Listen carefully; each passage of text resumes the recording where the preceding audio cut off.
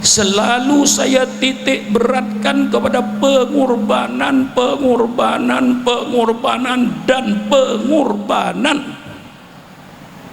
Mengapa? Karena tidak ada suatu kemauan, tidak ada satu cita-cita yang akan berhasil tanpa adanya pengorbanan. Cita-cita apapun saja tanpa pengorbanan tidak akan berhasil. Dengan pengorbanan inilah kemauan kita dan cita-cita kita akan berhasil. Negara Kesatuan Republik Indonesia ini berdiri bukan hadiah dari Belanda. Negara Kesatuan Republik Indonesia berdiri bukan hadiah dari Jepang. Negara Kesatuan Republik Indonesia berdiri di atas aliran darah bangsa Indonesia. Ini jangan dilupakan. Indonesia ini tegak merdeka di atas cucuran air mata bangsa Indonesia. Sejak perang Diponegoro tahun 1825 melawan Belanda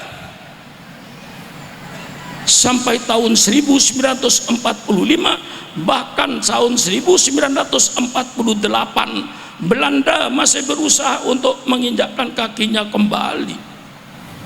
Tapi dengan perjuangan bangsa Indonesia, mereka berani melawan Belanda.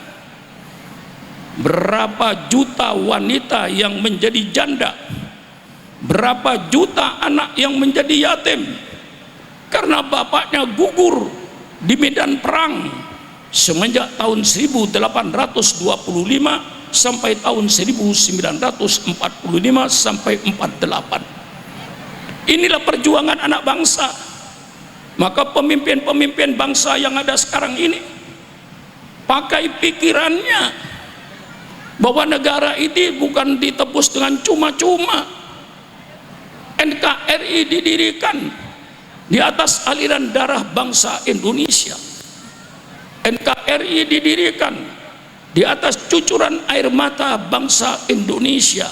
Maka yang menjadi pemimpin bangsa sekarang ini harus hati-hati, jangan berkhianat kepada pahlawan-pahlawan bangsa ini.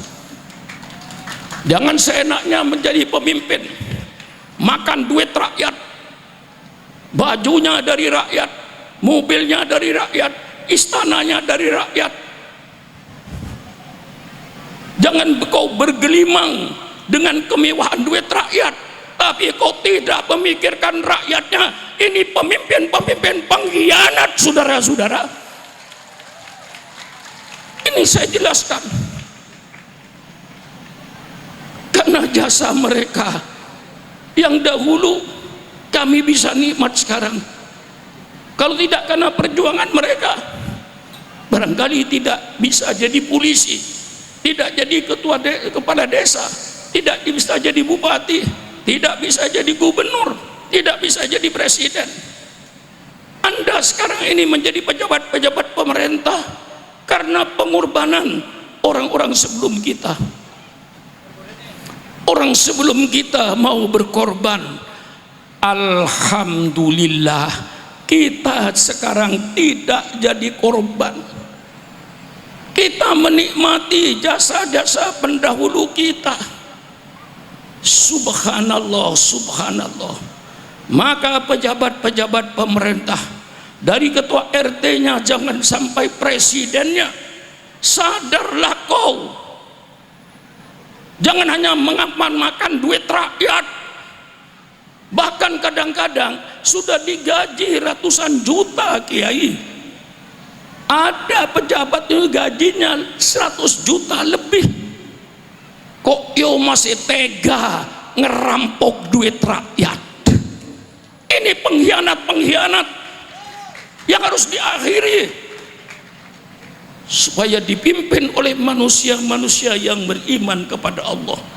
Inilah pengorbanan-pengorbanan orang sebelum kita. Orang sebelum kita berkorban.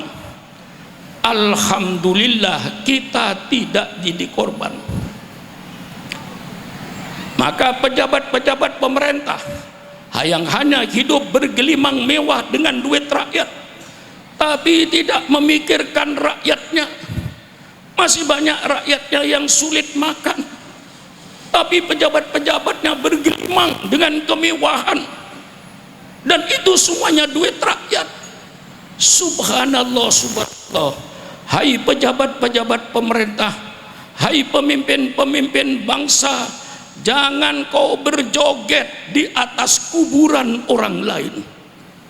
Jangan kau berjoget di atas kuburan para pahlawan-pahlawan itu. Pahlawan-pahlawan itu berjuang sampai mengorbankan jiwanya, istrinya jadi janda, anaknya jadi yatim, karena untuk bangsa.